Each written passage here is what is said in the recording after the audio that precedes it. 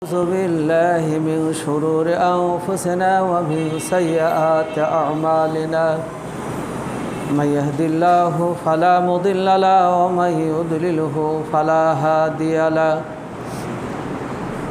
ونشهد أن لا إله إلا الله وحده لا شريك له ونشهد أن سيدنا ومولانا محمدا عبده ورسوله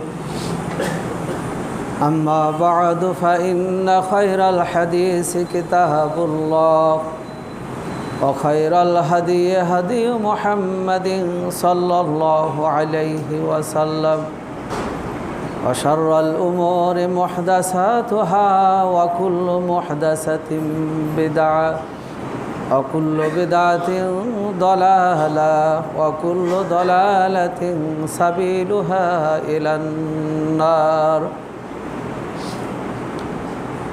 فقد قال الله تعالى في كلامه المجيد والفرقانه الحميد أعوذ بالله من الشيطان الرجيم بسم الله الرحمن الرحيم إنما المؤمنون الذين إذا ذكر الله وجلت قلوبهم وإذا تليت عليهم آياته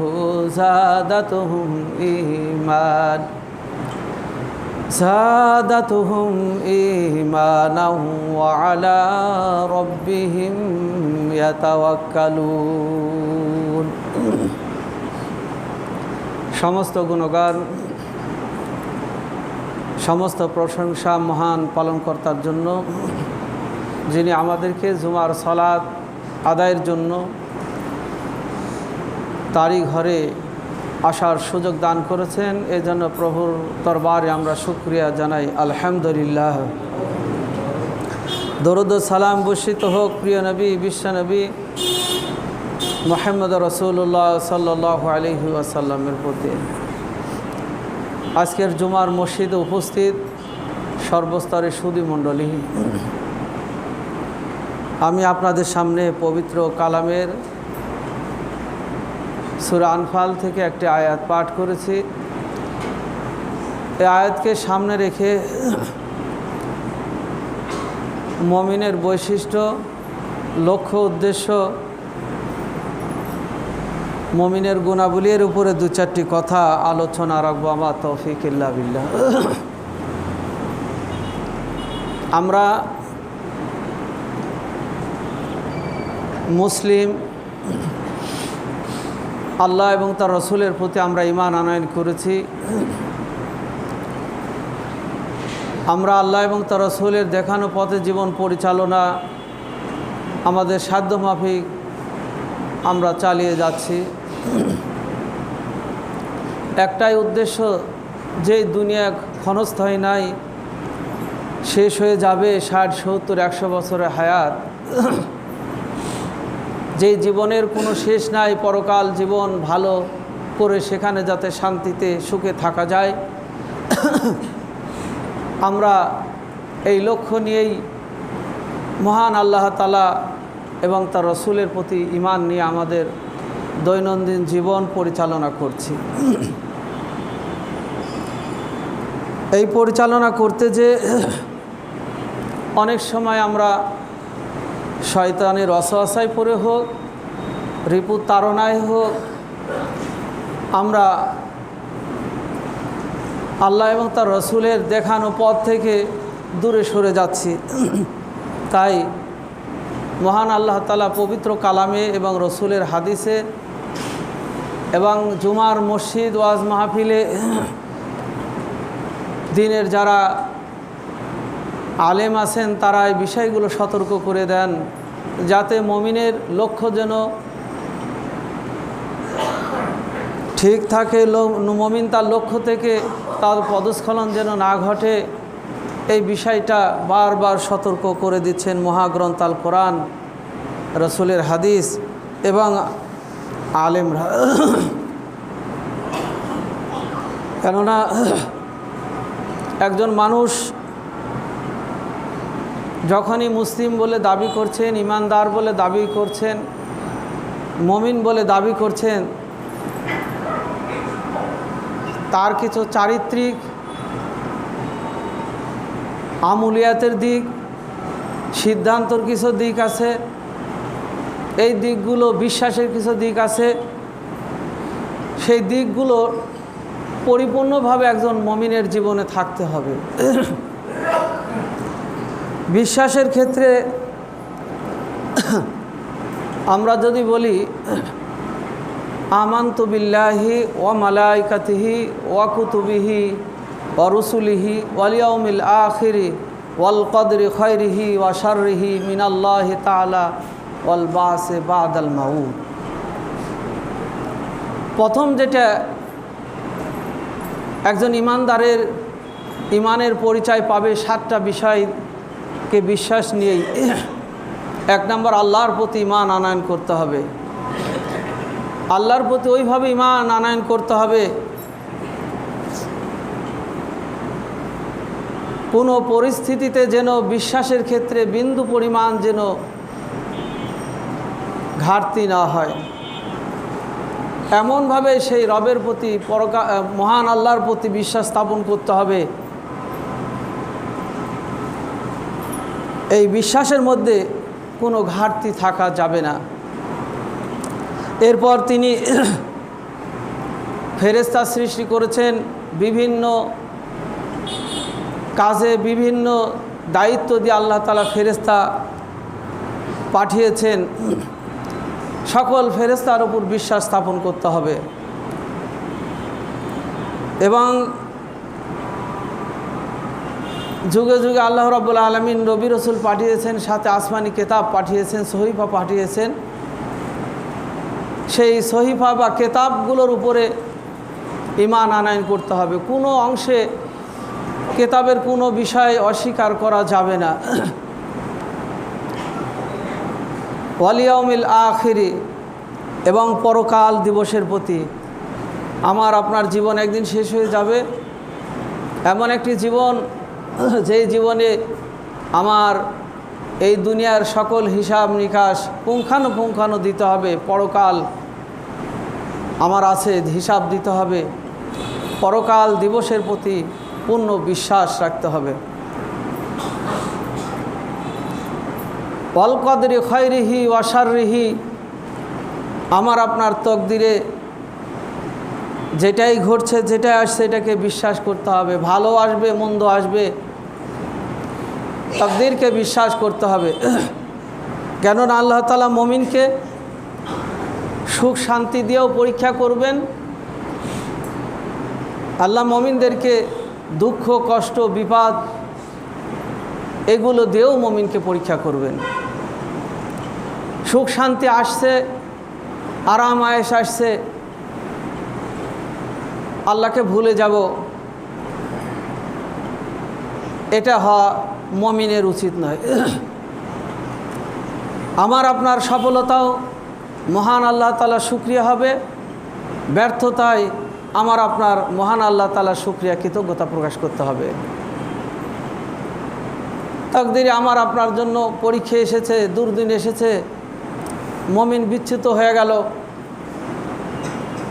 আল্লাহ আমাকে বারবার এই কষ্টের মধ্যে ফেলায়, আল্লাহ আমাকে এইরূপ লজ্জিত লাঞ্ছিত করেন না। মুমিনের এটা পরীক্ষা। আপনাকে বিভিন্নভাবে আল্লাহ পরীক্ষা করে যাচাই করবেন যে এই ব্যক্তির ঈমান, এই মুমিনের ঈমান ঠিক আছে কি না, আমার এই বান্দা আসলে ঈমানদার কি নয়। যে অবস্থায় থাকি না কেন আমার আপনার তকদির সেটা পূর্ণভাবে বিশ্বাস করতে হবে। এই 6টি সর্বশেষ, অল বাসে বাদাল মাউত, আমার আপনার মৃত্যু হবে, এরপর আবার আমাকে আপনাকে উঠাবেন। রাসূল সাল্লাল্লাহু আলাইহি ওয়াসাল্লাম বলছেন, যার যেখানে কবর হয়েছে, যার যেখানে যে অবস্থায় মৃত্যু হয়েছে, সেখান থেকেই সকলকে আল্লাহ উঠাবেন এবং তাদের হিসাব নেবে। এই জন্য আল্লাহ বলছেন, আহাসিবান নাস আই ইউতরাকু আই ইয়াকুলু আমান্না বিল্লাহ আফা হাসিবতুম আন্নামা খলাকনাকুম আবাসা ওয়া আন্নাকুম ইলাইনা লা তুরজাউন। আল্লাহ বলছেন, তোমরা মনে করো না যে মাটিতে আমাকে যখন দাফন করা হলো, মাটি আমার হাড় হাড্ডিগুলো খেয়ে ফেললো, আর উঠানো হবে না, আর হিসাবের সম্মুখীন করা হবে না। আল্লাহ বলছেন, সকলকে আবার পূর্বের অবস্থায় উঠানো হবে। রাজা প্রজা, নারী পুরুষ, ছোট বড়, যে যেইভাবে যেখানে মারা গেছেন সকলকে উঠিয়ে আল্লাহ হিসাব নেবেন। কারো হিসাব হয়তো মনে করতে পারে যে বিধর্মীরা তাদের লাশ পুড়িয়ে ছাই করে নদীর পানিতে ভাসিয়ে দেয়, ছাইগুলো উড়িয়ে দেয় বিভিন্ন জায়গায়, সেগুলো চলে যায়, এগুলো আবার কিভাবে একত্র করা হবে। আল্লাহ রাব্বুল আলামিন পবিত্র কালামে বলছেন, তোমরা কি এই বিশ্বাস করছো আমি মরে যাব, হাড় হাড্ডিগুলি পচে যাবে, গলে যাবে, আর আমাকে হিসাবের সম্মুখীন করা হবে না, সেগুলো একত্র করা হবে না? কুল বালা ওয়া রাব্বি লা তুবআসুন্না, তোমাকে আর আবার হিসাবের সম্মুখীন করা হবে না। আল্লাহ বলছেন, বালা, অবশ্যই আমি সেটা করব। এমনকি কে কোথায় কোন দিন এই নখগুলো কেটে ফেলে দিয়েছি, চুল কেটে ফেলে দিয়েছি, কে কোথায় কি অবস্থায় শরীরের কোন অংশ, সব একত্র করে দেওয়া হবে। আল্লাহ বলছেন, এটা আমার জন্য অতি সহজ। হাল আতা আলাল ইনসানি হিনুম মিনাদ দাহারি লাম ইয়াকুন শাইআম মাযকুরা। আল্লাহ বলছেন, তোমাদের যখন অস্তিত্ব ছিল না, তোমরা পানি ছিলে, আমি আল্লাহ তোমাদেরকে অস্তিত্ব দিলাম, অস্তিত্বহীন থেকে অস্তিত্ব তোমাদেরকে দিলাম, আর এই অস্তিত্ব একদিন মাটির সাথে মিশে গেল, আমি আর তোমাদেরকে আবার একত্র করতে পারবো না। এটা তোমরা কীভাবে বিশ্বাস করো? অবশ্যই তোমাদেরকে একত্র করা হবে, হিসাবের সম্মুখীন করা হবে। তাই মুমিনের এই বিশ্বাস রাখতে হবে, আমাকে হিসাবের সম্মুখীন করা হবে।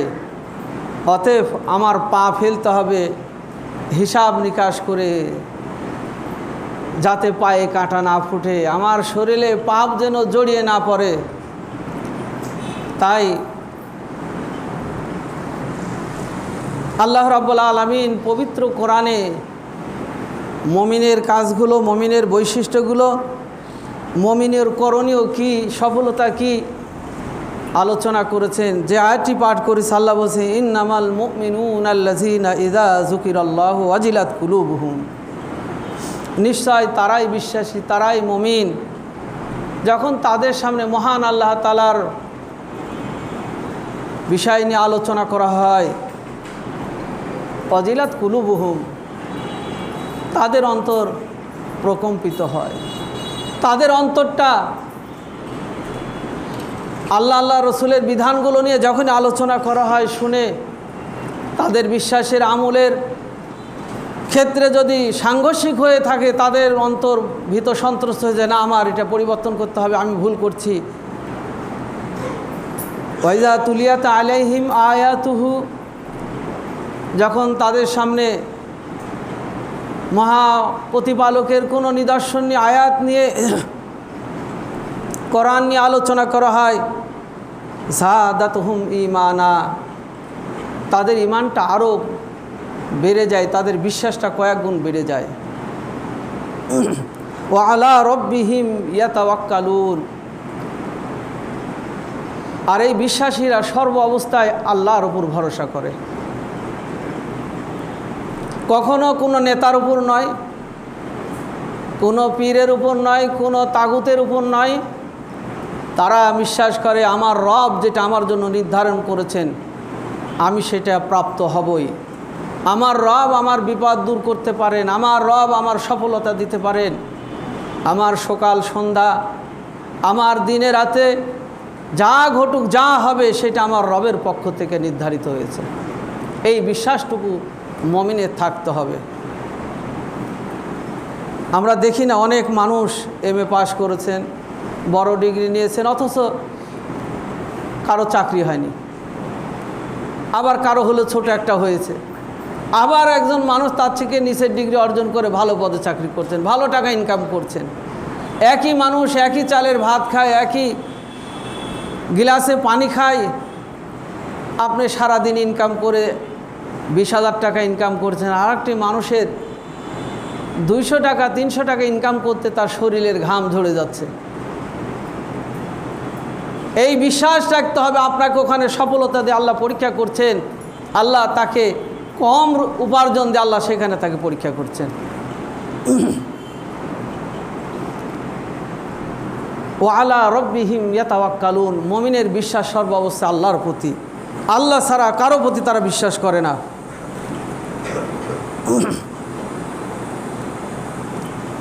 অন্য আয়াতে আল্লাহ বলছেন, ইন্নামাল মুমিনুনা আল্লাযীনা আমানু বিল্লাহি ওয়া রাসূলিহি সুম্মা লাম ইয়ারতাবু। মুমিন ওই ব্যক্তি যারা আল্লাহ এবং তার রসুলের প্রতি বিশ্বাস স্থাপন করেছেন, আল্লাহর প্রতি বিশ্বাস স্থাপন করেছেন, রসুলের আনিত বিধানগুলোকে মেনে নিয়েছেন, সুম্মা লাম ইয়ারতাবু, এরপর সেখানে তারা সন্দেহ পোষণ করে না। রসুল যা করতে বলেছেন, যেইভাবে করতে বলেছেন, আমার আমুলিয়াতের সাথে যদি সেটা সাংঘর্ষিক হয়, আমার আমুলিয়াতের সাথে যদি আমার আমলের বিরোধী হয়, আমার আমলটা আমার বিশ্বাসটা নষ্ট করে দিয়ে রসুল যেটা আমাকে গ্রহণ করতে বলেছেন, নিয়ে এসেছেন, সেটা নিতে হবে। রাসূল সাল্লাল্লাহু আলাইহি ওয়াসাল্লাম বলেছেন, ধরুন আমরা জীবনে রমজান মাসের আগে শাবান মাসে আমরা শবে বরাত বলে একটা আমল করি, সেখানে নামাজ, রোজা, আরও হালুয়া, রুটি ইত্যাদি আমরা তৈরি করি। আল্লাহ রসুলের যুগে করেন নাই, আমার জীবনে এটা আমল আছে, আমার বাপ করেছে, দাদা করেছে, আমার সমাজ করে, আমার পীর করে, আমার মুরিদ করে। আল্লাহ রসুল করেন নাই, রসুলেরা করতে কোনো অতিরঞ্জিত কিছু করতে নিষেধ করেছেন। আমি যখনই হাদিস থেকে জানবো রসুল করেন নাই, রসুল নির্দেশ দেন নাই, সাথে সাথে জীবন থেকে সেটা পরিহার করতে হবে। এটা হলো অলাম ইয়ার তাবু, রসুল যা এনেছে সেটার প্রতি সন্দেহ করলো না, বরং তার আমলের মধ্যে ত্রুটি আছে সেটা পরিহার করে রসুল যেটা করতে বলেছেন সেটা গ্রহণ করে নিল। অনুরূপভাবে আপনি বাড়িতে বিয়ার অনুষ্ঠান করছেন, বিয়ার অনুষ্ঠানে যেগুলো শিরক বেদাত চলছে আমরা সকলেই জানি। যুবক যুবতীদের বেহাপনা, হলুদের অনুষ্ঠান বলেন, আরও যেগুলো অনুষ্ঠানের নাম দেওয়া আছে যেগুলো মুখ উচ্চারণও করা যায় না, আপনি করছেন, অথচ রসুল বলছেন বিয়ের অনুষ্ঠানে এগুলো করা নিষেধ। যদি আপনি মুমিন হন ওইগুলো পরিহার করতে হবে, যে রসুল করেন নাই, অতএব রসুল যেটা করেন নাই, যেটা নির্দেশ দেন নাই, সেটা বাদ দিয়ে আমার রসুল যেটা করতে বলেছেন সেইটুকু আমাকে করতে হবে। অলাম ইয়ার তাবু, এটা হলো রসুলের বিধানের প্রতি সন্দেহ করলেন না। আমরা কবর মাটি দেওয়ার সময় মিনহা খলাকনাকুম পড়ে আসছি, অনেকে পড়েছে, আমরাও পড়েছি। আগে হাদিস নিয়ে, কোরআন নিয়ে এত গবেষণা হয় না। হাদিস নিয়ে এখন যে পরিমাণ গবেষণা চলছে, সহিহ জয়ীফ, কোনটা গ্রহণযোগ্য কোনটা বর্জনীয়। আমি যে দোয়াটা পড়ে দিতাম, রসুলের হাদিস দেখছি রসুল সে বলে দেন নাই, রসুল বিসমিল্লাহ বলে 3 মুষ্টি মাটি দিয়েছেন। আমি জানার সাথে সাথে আমি যা আমল করেছি রসুলের হাদিসের সাথে সাংঘর্ষিক, পরিহার করে রসুল যেভাবে দিয়েছেন সেটা গ্রহণ করতে হবে। ওয়ালাম ইয়ার তাবু, রসুলের আনিত বিধানের প্রতি আমি কোনো সন্দেহ পোষণ করলাম না, সেটা নির্দ্বিধায় আমরা গ্রহণ করে নিলাম।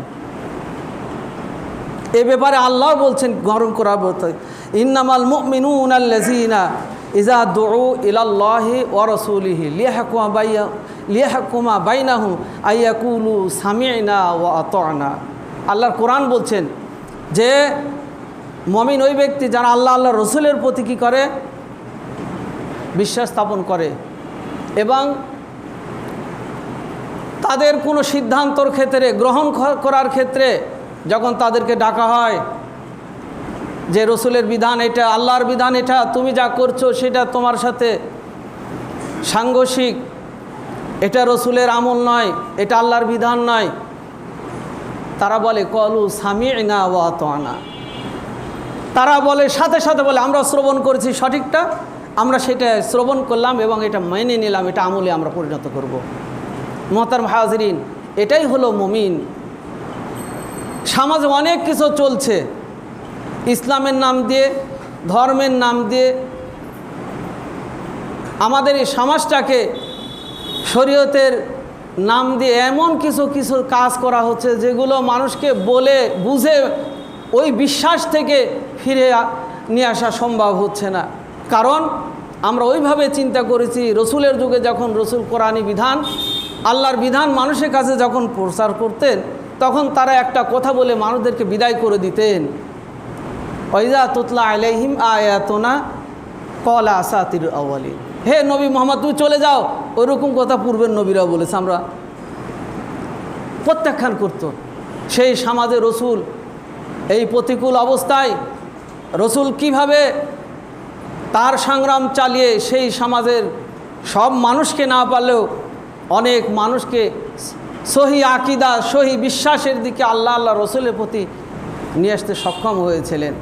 আজকে আমার আপনার সমাজে আমরা শিক্ষিত মানুষ, আমরা সচেতন মানুষ, সেই যুগের থেকে এই যুগে বেশি গবেষণা সব হচ্ছে, কিন্তু আমরা পরিবর্তনের ক্ষেত্রে, সঠিকটা গ্রহণ করার ক্ষেত্রে, আমলের ক্ষেত্রে, বিশ্বাসের ক্ষেত্রে আমরা বিশ্বাস করতে পারছি না। আমরা সকলে জানি আল্লাহ নিরাকার, অথচ আল্লাহ বলছেন আমি নিরাকার নয়। আল্লাহর একটা নির্দিষ্ট আকার আকৃতি আছে, সে আকৃতিতে তিনি থেকে তার কুরসির উপর থেকে তিনি সব কিছু পরিচালনা করছেন। আল্লাহ নিরাকার নয়। আমরা কি বাতাসের ইবাদত করি?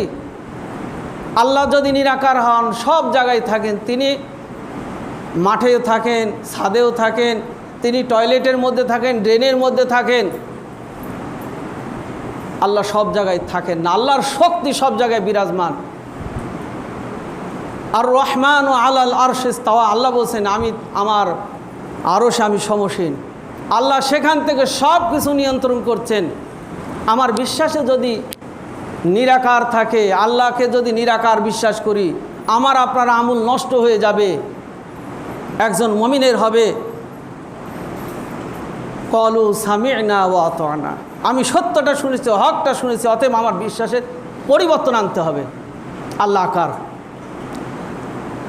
আল্লাহর কোরআন যেখানে বলছে কুল ইন্নামা আনা বাশারুম মিসলুকুম ইউহা ইলাইয়া আন্নামা ইলাহুকুম ইলাহু ওয়াহিদ।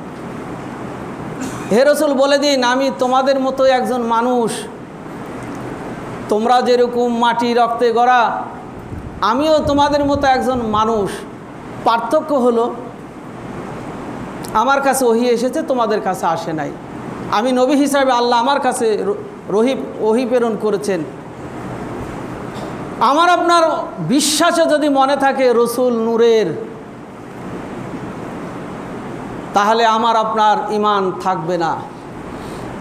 রসুল যে মাটির তৈরি, যেখানে আল্লাহ তার স্রষ্টা তিনি সত্যায়িত করছেন আমার রসুল মাটির, আমাকেও মাটি বলে বিশ্বাস আনতে হবে।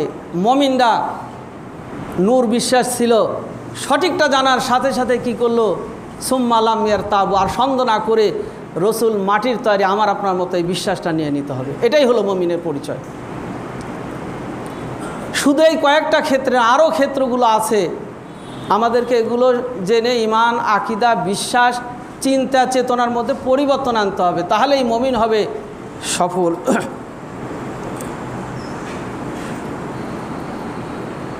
মুহতারাম হাজিরিন, আমার আপনার রসুলকে, একজন ঈমানদারকে রসুলের বিধানকে কতটুকু অগ্রাধিকার দিতে হবে সে ব্যাপারে আমাদেরকে রসুল জানাচ্ছেন।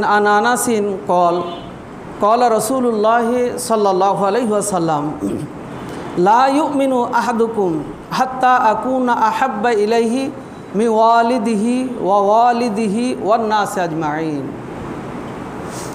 হযরত আনাস রাদিয়াল্লাহু থেকে বর্ণিত, তিনি বলেন রাসূল সাল্লাল্লাহু আলাইহি ওয়াসাল্লাম বলেছেন, তোমাদের কেউ বিশ্বাসী হতে পারবে না, তোমাদের কেউ মুমিন হতে পারবে না ওই পর্যন্ত যে পর্যন্ত আমি তার কাছে প্রিয় হই, তার সন্তান, তার পিতামাতা এবং সকল মানুষের চেয়ে আমি তার কাছে প্রিয় না হই। অর্থাৎ আপনার পরিবার, আপনার পিতামাতা, আপনার সকল বন্ধু বান্ধবী যা আছে সবচেয়ে যদি রসুলকে অগ্রাধিকার দিতে না পারি তাহলে আমি ইমানদার হতে পারবো না। রসুলকে ভালোবাসা বলতে রসুলের আনিত বিধানকে, সুন্নাতকে, রসুলের রেখে যাওয়া বিধানকে প্রাধান্য দিতে হবে, তাহলে হবে প্রকৃত মুমিন। এক্ষেত্রে দেখুন, আমরা যদি আমার বাবা বলে যে তোমার বয়স হয়নি, এখন কলেজে পড়ছো, তুমি দাড়ি কেটে ফেলো, তোমাকে দেখতে মুরব্বি মনে হচ্ছে, আপনি কি করবেন? আপনার ছেলে বলছে বাবা আপনি রিটায়ার করেছেন, 5 লক্ষ টাকা আপনার কাছে আছে, আপনি এই টাকাটা যদি ওইরকম সুদি ব্যাংকে রাখেন প্রতি মাসে আপনি এত করে লাভ পাবেন, যেখানে সুদি কারবার হচ্ছে ওখানে ইনভেস্ট করেন, আপনি কি করবেন?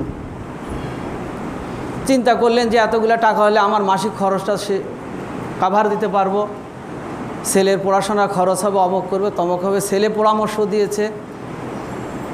আপনাকে দেখতে হবে এখানে ছেলের কথা নয়, আপনি যে রসুলের প্রতি বিশ্বাস করেছেন, যে আল্লাহর প্রতি বিশ্বাস করেছেন, তার বিধানটা কি, তার আনিত নির্দেশনাটা কি।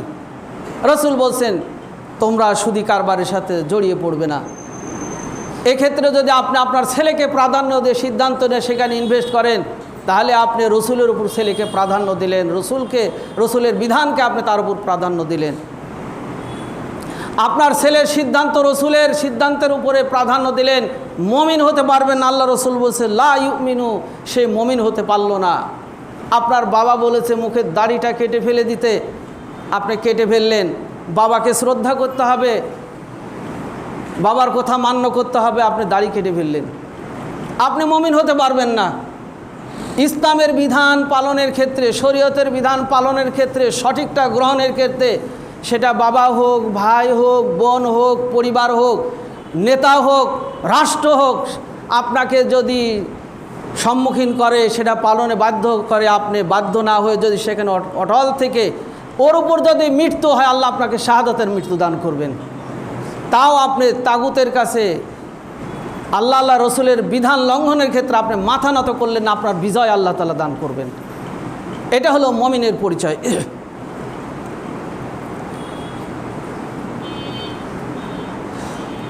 আল্লাহ রসুল সাল্লাল্লাহু আলাইহি ওয়াসাল্লাম বলছেন, একদিন রসুল সাল্লাল্লাহু আলাইহি ওয়াসাল্লামের কাছে যে এক সাহাবী জিজ্ঞাসা করলেন, হে আল্লাহ রসুল, উত্তম মুমিন কে, ভালো মুমিনটা কে? সব জায়গায় তো first class, second class, third class থাকে, তা আমি ভালো মুমিন হতে চাই, আমি উন্নত মুমিন হতে চাই, বিশ্বাসী হতে চাই। আল্লাহ রসুল বলছেন, আন আবি হুরায়রাতা ক্বালা রাসূলুল্লাহ সাল্লাল্লাহু আলাইহি ওয়াসাল্লাম আকমালুল মুমিনিনা ঈমানান আহসানুহুম খুলুকান। আল্লাহ রসুল তখন বললেন, উত্তম মুমিন হতে গেলে আহসানুহুম খুলুকান, তোমাদের চরিত্র ভালো হতে হবে। রসুল বলছেন উত্তম যদি মুমিন হতে চাও, ভালো মুমিন হতে চাও, প্রথম কাতারের বিশ্বাসী হতে চাও, তাহলে তোমাদের চরিত্র হতে হবে উত্তম। অপর একটা হাদিসে আছে চরিত্র উত্তমের কথা বলা হয়েছে, আমানতদারিতার কথা বলা হয়েছে, ওয়াদা পালনের ক্ষেত্রে বলা হয়েছে যে তুমি ওয়াদা ঠিকভাবে পালন করবে, আমানতকে রক্ষা করবে, মানুষের সাথে ধোঁকা দিবে না, মানুষকে তুচ্ছ তাচ্ছিল্য করবে না, এবং তোমার চরিত্র উন্নত করবে। মোহতারাম হাজরিন, আমরা বিশ্বাসী মুমিন দাবি করছি, পরকালে আমরা সফলতা চাই, কিন্তু আমাদের এই পরিবর্তনগুলো আনতে হবে। বিশ্বাসীদের ওয়াদার ক্ষেত্রে শতভাগ ওয়াদা ঠিক রাখতে হবে।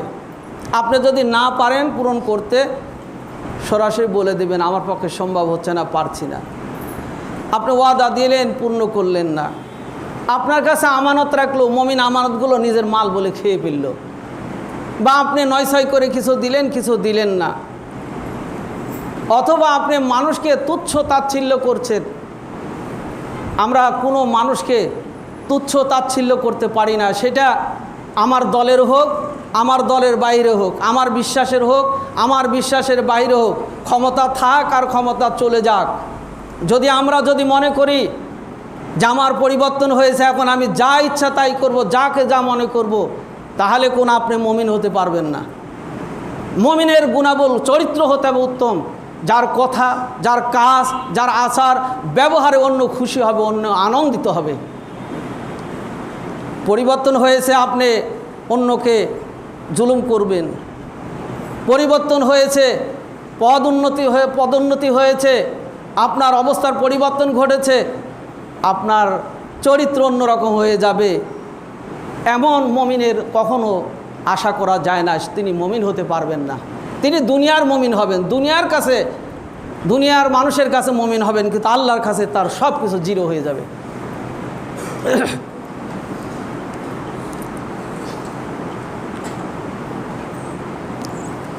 আল্লাহ তাআলা মুমিনদের সফলতার ব্যাপারগুলো সূরা মুমিনের মধ্যে আলোচনা করেছেন। আমলের ক্ষেত্রে আল্লাহ বলছেন, কদ আফলাহাল মুমিনুন, মুমিনরা সফল হবে, মুমিনরা বিজয় হবে। আল্লাযীনা হুম ফি সলাতিহিম খাশিউন, যারা সলাতে বিনয়ী হবে। এই বিনয় শুধুমাত্র নামাজে দাঁড়ায় ওইটুকু বিনয় নয়।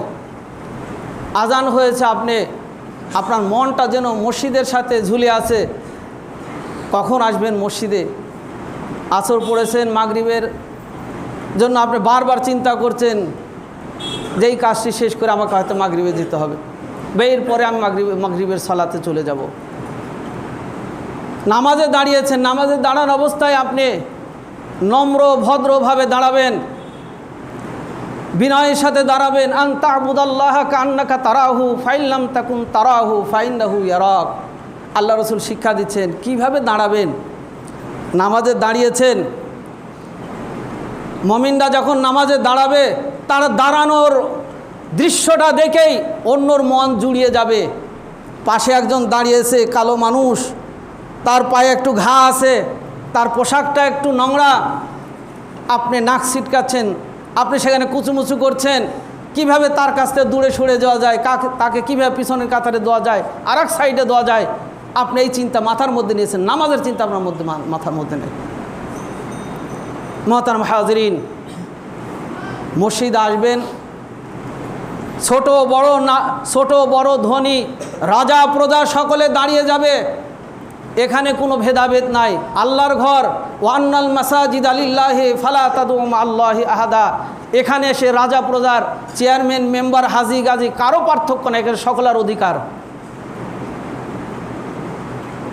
এখানে কোন দলের মসজিদ, কোন মাযহাবের মসজিদ, কোন এলাকার মসজিদ নয়, গোটা পৃথিবীর মসজিদগুলো সকল ইমানদারদের জন্য, মুসলমানদের জন্য উন্মুক্ত, কেউ বাধা দিতে পারবে না।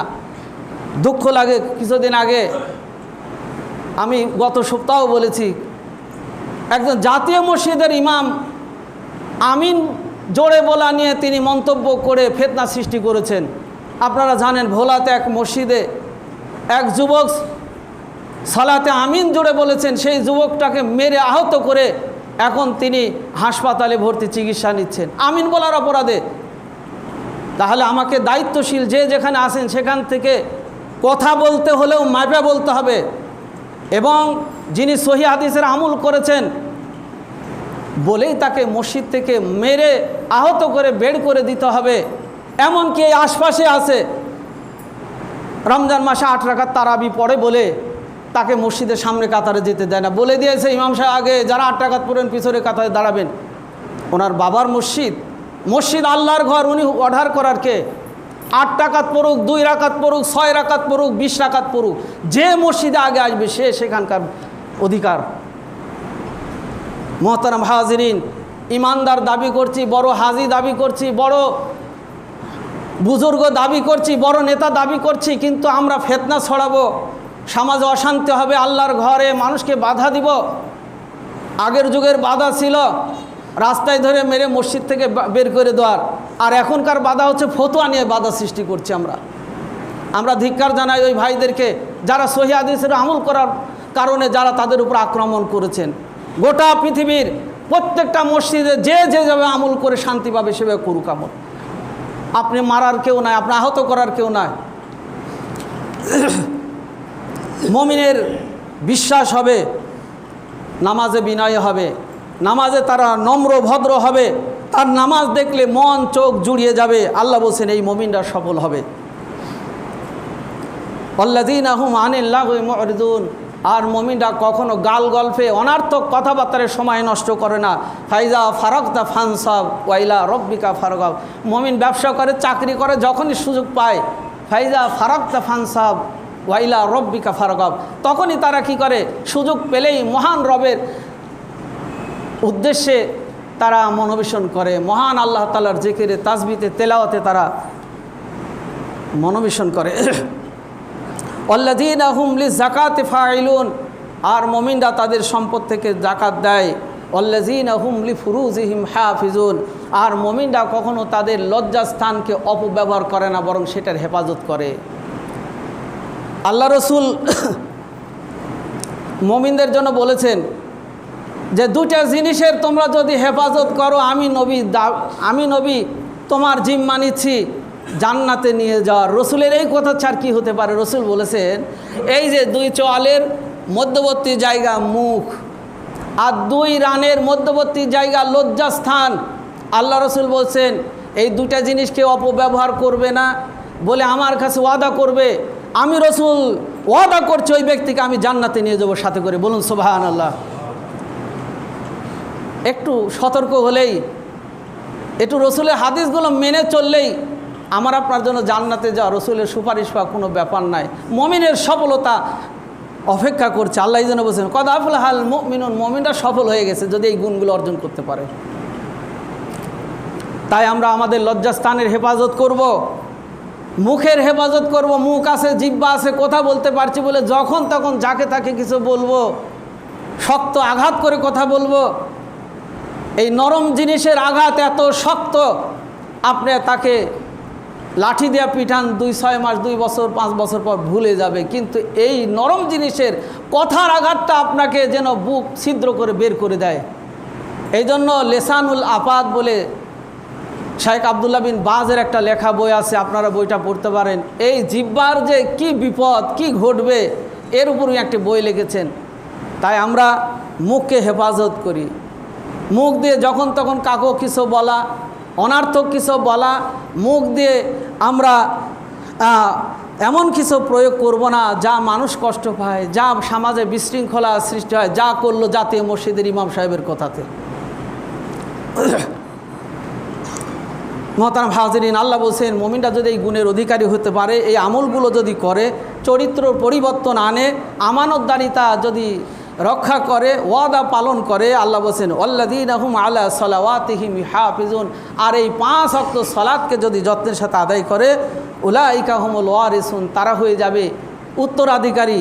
কোথায়? আল্লাযীনা ইয়ারিসুনাল ফিরদাউসা হুম ফিহা খালিদুন, জান্নাতুল ফিরদাউসের তারা মেহমান হয়ে যাবে। বলুন সুবহানাল্লাহ। মোহতারাম হাজিরিন, আল্লাহর কাছে প্রার্থনা জানায় আল্লাহ আমাদের সকলকে মুমিনের বৈশিষ্ট্য, মুমিনের গুণাগুণ আমরা অর্জন করে যেন এই জান্নাতুল ফেরদাউসের মেহমান হতে পারি। আল্লাহ তাআলা অন্য আয়াতে বলছেন মুমিন তোমার ভয় নাই, ডর নাই, তোমার কোনো চিন্তা নাই, আমি তো ক্রয় করে নিয়েছি তোমার জান মাল।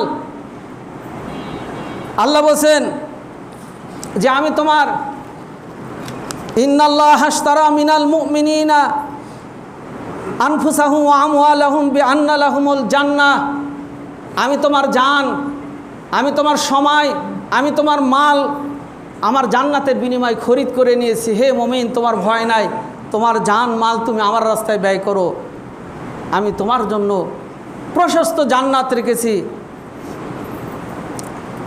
আল্লাহ বলছেন ওয়াজালিকা হুমুল ফাউজুল আযীম, তোমাদের হবে মহাবিজয়, তোমরা সেদিন মহাবিজয় লাভ করবে, জান্নাতুল ফেরদাউসের অধিবাসী হবে। মহান আল্লাহ তাআলার কাছে আমরা প্রার্থনা জানাই, হে আল্লাহ আমাদেরকে মুমিন মানুষ, মুমিন বান্দাদের গুণাবলীগুলো নিজে ধারণ করে জীবনের পরিবর্তন এনে, আমলের পরিবর্তন এনে, বিশ্বাসের পরিবর্তন এনে আমরা যেন তোমার জান্নাতি পথ অনুসরণ করতে পারি, সেই প্রার্থনা, সেই মোনাজাত রেখেই খুতবা শেষ করছি। বারাকাল্লাহু লানা ওয়া লাকুম ফিল কোরআনিল আযীম।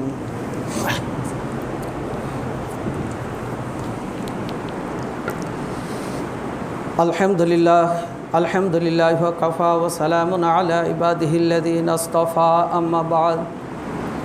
أعوذ بالله من الشيطان الرجيم بسم الله الرحمن الرحيم ربنا ظلمنا أنفسنا وإن لم تغفر لنا وترحمنا لنكونن من الخاسرين اللهم اغفر لنا وللمؤمنين والمؤمنات والمسلمين والمسلمات والأحياء منه والأموات إنك سميع الدعاء اللهم أعز الإسلام والمسلمين واخذل الكفرة المشركين اللهم انصر من نصر دين محمد واجعلنا منهم واخذل من خذل دين محمد ولا تجعلنا منهم إن الله يأمر بالعدل والإحسان وإيتاء ذي القربى وينهى عن الفحشاء والمنكر والبغي يعظكم لعلكم تذكرون ولذكر الله تعالى أولى وأعز وأذل وأتم وأهم وأكبر.